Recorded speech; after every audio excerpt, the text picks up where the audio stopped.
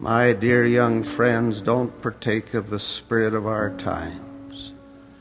Look for the good and build on it. Don't be a pickle sucker.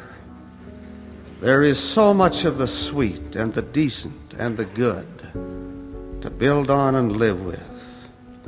You are partakers of the gospel of Jesus Christ. The gospel literally means good news. The message of the Lord is one of hope and salvation. The voice of the Lord is a voice of glad tidings. The work of the Lord is a work of glorious and certain promise.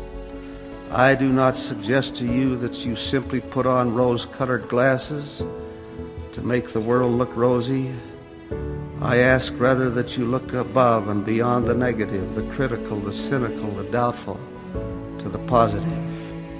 I carry with me a statement that I took from an article published some years ago on Commander William Robert Anderson, the man who took the submarine Nautilus under the North Pole from the waters of the Pacific to the waters of the Atlantic.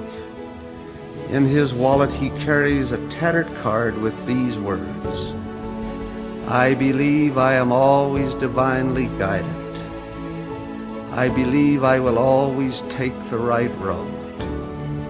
I believe God will always make a way where there is no way. Said the Lord in a dark and troubled hour to those he loved, let not your heart be troubled, neither let it be afraid. The Lord bless you, each of you, my dear friends, with faith, with optimism, with hope, with charity, which are the essence of the gospel of Jesus Christ. I humbly pray as I leave my witness and testimony of him with you, in his holy name, even the name of Jesus Christ. Amen.